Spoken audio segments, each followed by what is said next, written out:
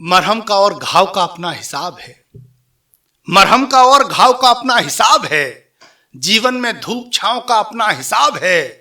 तेरे नगर में आम है बेशर्मियों की शाम, लेकिन हमारे गांव का अपना हिसाब है। हमारे बीच एक बहुत शानदार कवि, युवा पीढ़ी में एक ऐसे कवि जिन्होंने हर विषय पर कमोवेश कलम चलाई है, लेकिन इन दिनों उनकी एक किसान की कविता जो बहुत ज्यादा सुनी जाती है। आइए उसी शानदार कविता के लिए मैं नई पीढ़ी के एक बेहतरीन कवि रोहित चौधरी को आमंत्रित कर रहा हूं। प्रशस्ति स्टूडियो पर पहली बार आए हैं और जब कोई पहली बार आता है तो आप लोगों को पता है कि उसका कैसे स्वागत किया जाता है। इस कवि को आपको भरपूर मोहब्बत देनी है। जोरदार तालियों से रोहित को आमंत्रित करिए। स्वागत।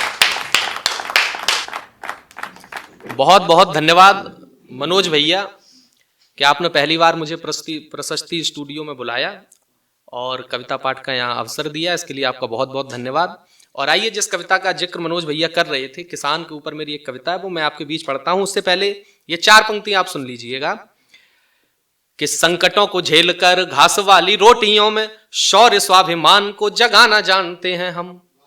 गर्जिद पे अड़े तो जबड़े को खोलकर उंगली पे शेर को नचाना जानते हैं हम। दोस्ती में दोस्तों पे जानवर देते किंतु शत्रुओं को धूल भी चटाना जानते हैं हम। और हम ही से महकता है देश का बगीचा, क्योंकि लहू को पसीना भी बनाना जानते हैं हम। लहू को पसीना भी बनाना जानते हैं हम।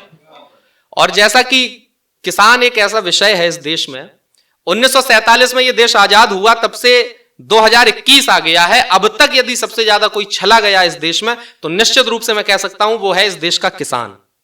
किसान के साथ सब सरकारों ने धोखा आज तक किया है। गांव में जो किसान पूरे वर्ष जिसका परिवार मेहनत करता है खेत में, पूरे परिवार के साथ वो लगा रहता है, लेकिन जब भी उसके घर में आप जाइए तो उसकी दीवारों पर आपको कभी प्लास्टर नहीं मिलेगा। ये स्थितियां आज भी इस देश के गांव में हैं।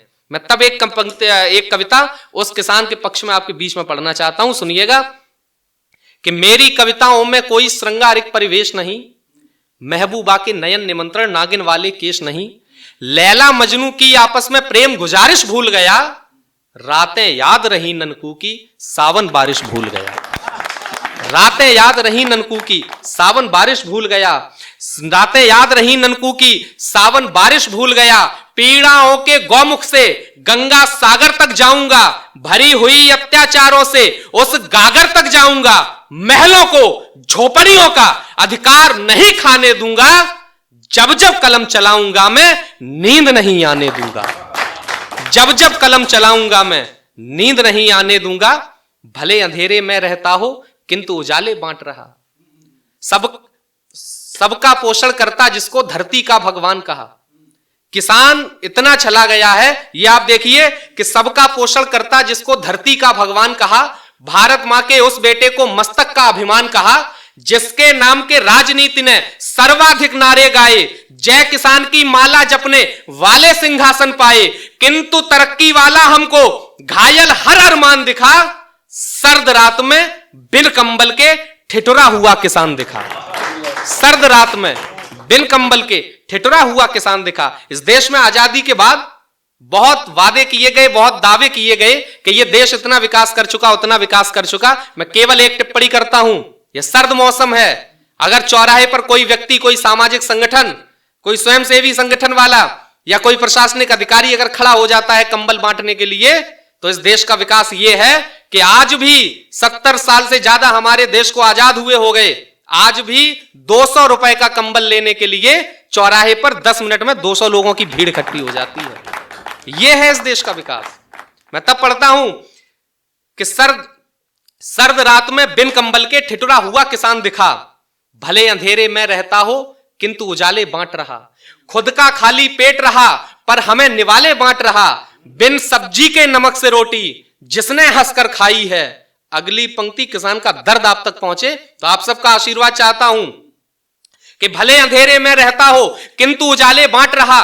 खुद का खाली पेट रहा पर हमें निवाले बांट रहा। अरे बिन सब्जी के नमक से रोटी उसने हंसकर खाई है। बच्चों को यदि दूध दिया तो गायब रही मलाई है। बच्चों को यदि दूध दिया तो गायब रही मलाई है। खेतों की मिट्टी में पैरों के छालों का लहू मिला।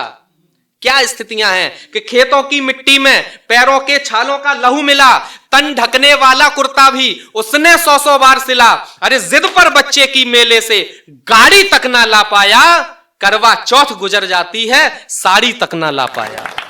करवा चौथ गुजर जाती है साड़ी तक ना ला पाया, करवा चौथ गुजर जाती है साड़ी तक ना ला पाया। उसकी पीड़ा कब दिखती है भरे हुए इन पेटों को। अगली पंक्ति खेत की मेड़ों से अगर इस सरहद तक की आपको यात्रा करा दे तो फिर अपना आशीष देना कि उसकी पीड़ा कब दिखती है भरे हुए इन पेटों को। बेटा लहू से सरहद सींचे, बाप सींचता खेतों को। बेटा लहू से सरहद सींचे, बाप सींचता खेतों को। इस देश में सबसे ज्यादा जवान किसान के बेटे हैं, तभी शायद इस देश में कहा जाता है जय जवान जय किसान। पंक्तियां सुनिए कि बेटा लहू से सरहद सींचे, बाप सींचता खेतों को। अंगारों पर चलता लेकिन अधरों पर मुस्कान रही, अंबर चादर धरा बिछौना उसकी ये पहचान रही। अरे सालों की मेहनत भी उसका कर्जा चुका नहीं पाई। कविता की सबसे संवेदनशील पंक्ति आपके आंगन में रखता हूं कि अंगारों पर चलता लेकिन अधरों पर मुस्कान रही, अंबर चादर धरा बिछौना उसकी ये पहचान रही। अरे सालों की मेहनत भी उसका कर्जा चुका नहीं पाई। आंसू सूख गए पर देह पसीना सुखा नहीं पाई। आंसू सूख गए पर देह पसीना सुखा नहीं पाई। रिश्ते घाव मरहम की उम्मीद लगाकर बैठे हैं, आंखों में खुशहाली वाले ख्वाब सजाकर बैठे हैं। ईश्वर का एक नाम अगली पंक्ति में आपके बीच पढ़ रहा हूं। ईश्वर का एक नामकरण इन गरीब मजदूर किसानों की वजह से है। वो नाम आपके बीच में पढ़ता हूं कि रिश्ते घाव मरहम की उम्मीद लगाकर बैठे हैं, आंखों में खुशहाली वाले ख्वाब सजाकर बैठे हैं। अरे इनकी करुण पुकारों पर भगवान धरा पर आते हैं, नेह लुटाकर दीनों पर वे दीन बंधु बन जाते हैं। नेह लुटाकर दीनों पर वे दीन बंधु बन जाते हैं। इस देश में जो सबसे बड़े दो अवतार हुए, जिनके इर्द गिर्द इस पूरे भारतवर्ष की अवधारणा है, मैं उन दोनों का जिक्र करता हूं। दो पंक्तियां उनके नाम पढ़ता हूं कि 3 मुट्ठी चावल में तीनों लोग दान कर डाले थे, भक्त सुदामा के पैरों के कांटे स्वयं निकाले थे। अरे कान्हा को दुर्योधन के घटिया हठयोग नहीं भाते, साग विदुर का मिल जाए तो 56 भोग नहीं भाते। साग विदुर का मिल जाए तो 56 भोग नहीं भाते। और दूसरे अवतार के लिए 2 पंक्तियां पढ़ता हूं। इनका उद्देश्य क्या है इन अवतारों का कि साग विदुर का मिल जाए तो 56 भोग नहीं भाते। भव सागर पार करैया को भी केवट पार लगाता है। भव सागर पार करैया को भी केवट पार लगाता है। अहंकार तो सोने की लंका में आग लगाता है। अरे राम लला को चाह नहीं सोने चांदी के ढेरों की, राज प्रसादों से ज्यादा कीमत शबरी के बेरों की। राज प्रसादों से ज्यादा कीमत शबरी के बेरों की। कविता की अंतिम पंक्तियां पढ़ता हूं कि राज प्रसादों से ज्यादा कीमत शबरी के बेरों की। इसलिए समय आया है झूठे ख्वाब दिखाना बंद करो। इस देश में किसान इस हालत में है कि दिल्ली में आंदोलन के लिए भी नहीं जा सकता, उसकी जेब में इतने रुपए भी नहीं है। मैं तब कहना चाहता हूं सब लोगों से कि इसलिए समय आया है झूठे ख्वाब दिखाना बंद करो। पूरे जलते हुए बदन पर नमक लगाना बंद करो, वरना याद रहे इनकी आहों के वार नहीं खाली होते, पीड़ाओं की चीखों के प्रहार नहीं खाली होते।